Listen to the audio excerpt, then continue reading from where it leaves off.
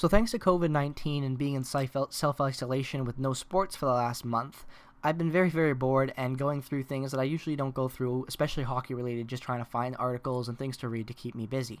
Last night I went over I was on Cap Friendly, and I went through the trade history of the Winnipeg Jets, just trying to see anything fun, just to think trades that I had forgotten, players who'd played on the team, that type of thing, just trying to pass the time.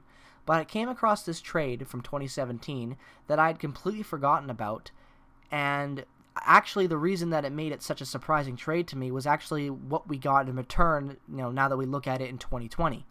And the trade I'm referring to is on March 1st, 2017, the Winnipeg Jets shipped out Drew Stafford to the Boston Bruins in exchange for a 5th-round pick. Now, that sounds like nothing, really. That's where you could end the video right there. If you were just basing this at the time, that trade barely would get knowledge on trade deadline day. It would just be a depth trade for Boston. Not a lot of talk about. Drew Stafford was in decline that year with Winnipeg. He was not playing well. That's why they only got a 5th for him. But what makes this trade extremely interesting now, when we look at it in 2020, is what Winnipeg did with that 5th round pick.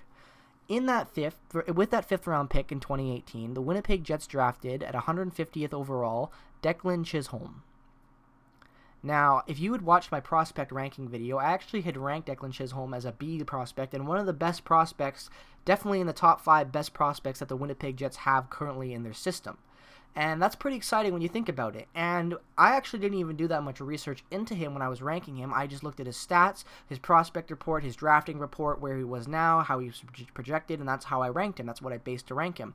But when I actually looked into how we acquired him, that was where it got really, really interesting. Now, when you look at what Kevin Cheveldayoff has been able to do with his drafting record, he has made some very, very good trades that have impacted the team very well. A lot of people, when they made that trade for Evander Kane going to Buffalo, they didn't like the return for Winnipeg. They thought, wow, all those guys, for one really good, talented, gifted offensive player, don't really see the value.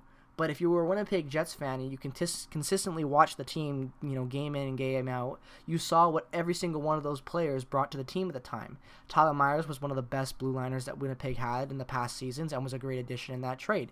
Drew Stafford, when he was brought over at the time, really, really, fit well with what the team, how it was offensively, how they played, and he was a great pickup to have in those early years when we were still developing guys like Andrew Kopp and Adam Lowry to be the players they are today. And then when we also go in and we look at other players that we were developing at the time, Drew Stafford, which is a great player to have for depth and for leadership, and it was a good pickup. Joel Armia, a failed prospect in Buffalo, a guy who had been almost given up on, was a throw-in. We used him well. We were able to use him as the prospect to dump the cap of Steve Mason to Montreal the year after we had made the big run and signed him when he was really, really bad.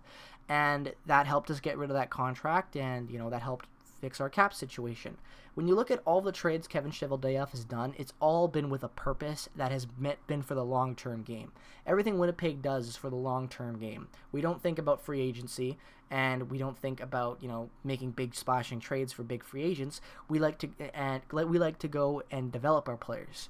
And what Winnipeg was able to do here was trade Evander Kane for someone that a bunch of players we needed at the time. When we were done with that player, we flipped him, Drew Stafford, to a team who could use him for what he was at the time and got a late-round pick. That late-round pick, now being Declan Chisholm, is huge for the Winnipeg Jets because he is ranked as one of the best offensive skaters and best skaters in the OHL. I'm going to take a second to go over his last 4 seasons in the OHL from 2016-17 to 2019-20. Listen to the improvement. In 41 games in his first season, he had 1 goal for 4 assists for 5 points.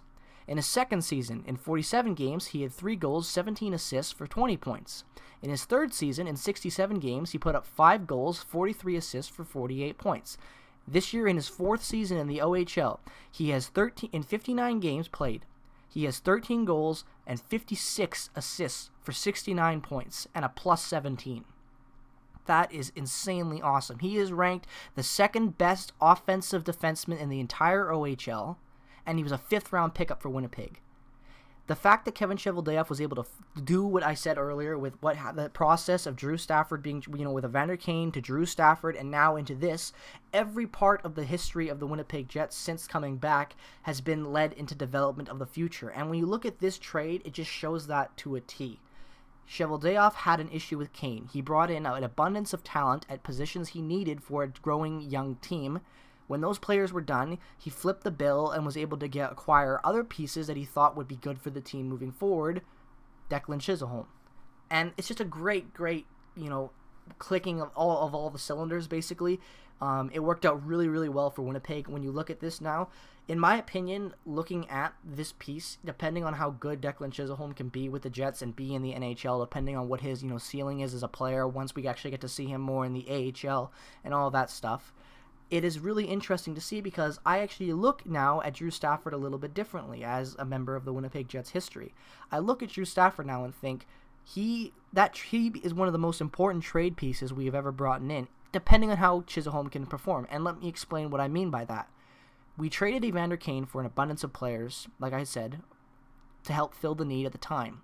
When we were done with that player, Drew Stafford, who fit the team well, who played well, was a fan favorite when he was here, signed a contract extension even when no one thought he really would get one, and had a really good revival year to his career, played well with the team, and then was flipped when his time was done and he was no longer needed and no longer serviceable for the team.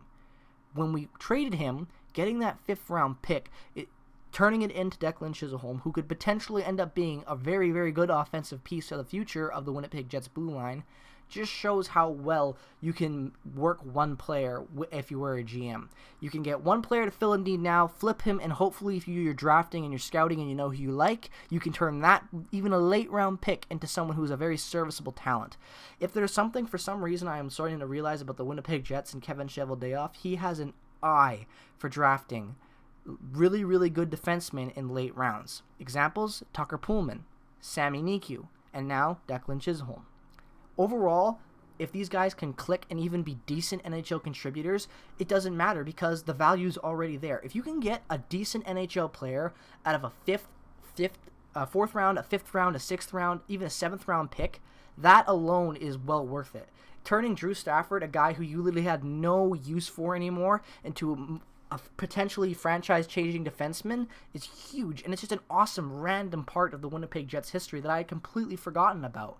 If it wasn't for the whole Evander Kane, shower incident with Buffalo and all of that, getting traded and being a dick and getting traded out of Winnipeg, we never would have got Stafford, and we never would have had the possibility of having a great defenseman like Declan Chisholm. Overall, that's just fantastic to me when you look at it. He's expected to sign with the Jets soon, just like Dylan Sandberg did, so that's awesome, and hopefully we'll be able to see what he's able to do in the AHL next year. I predict that he will definitely be a really good AHL player. I'm seeing a lot of shades in what Sami Niku was in him, and I definitely think that if he can, get his cards right, he could be a really, really good player in the NHL. The Jets have never really had an offensive star on the blue line other than Dustin Byfuglien, but even then, he was kind of a two-way guy, and, he was offensively really, really gifted, but he didn't have those consistently high seasons. You know what I mean? He wasn't a Burns and he wasn't a Carlson. I definitely think that Chisolm has the offensive potential to reach a level like that. We just need to see how he can develop and further into his, development and see what happens.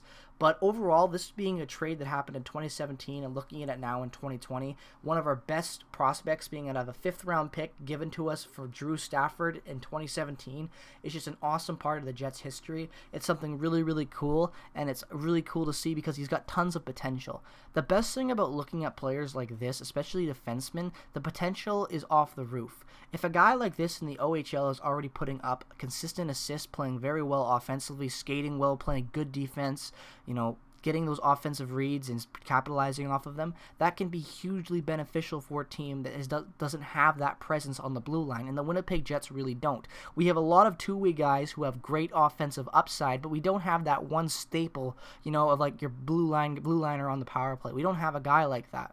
And I really think that Declan Chisholm could be the next big offensive prospect that we have on the blue line. It'd be really interesting to see what happens with him. I'm looking really forward to it. And overall, I think that just Drew Stafford being traded for a 5th round pick at the time that we had all forgotten about, now looking at it now in 2020, it's just hilarious because we ended up trading, like I said, a guy who was serviceable for his talents when we needed him, when we were young coming into the team, just relocated from Atlanta. We needed a guy like Stafford. We'd used Stafford well. He played well for us, was a great piece of the team. When we were done with him, being able to flip I just knocked my mic over. being over to flip for a prospect like that is just awesome, and it's a great part of what Winnipeg has been able to do as a team. And overall, I really feel that Declan Chisholm has the potential to be the next big offensive defenseman for the Winnipeg Jets. With all that being said, guys, I'm going to end the video here. I hope you guys enjoyed the video. Let me know your thoughts down below on what your opinion was of Drew Stafford when his time was with the Winnipeg Jets, what type of player he was with the team. Let me know what you feel about Declan Chisholm, if you feel like I'm going too high on the kid, or if you think that, you know, he can be how good I think he can be. Let me know all your thoughts down in the comment section below. I always love to read the comments. If you guys are new to the channel, make sure to consider liking and subscribing the video. And with that being said, guys, peace out, take care, and I will see you guys in the next video. Take care.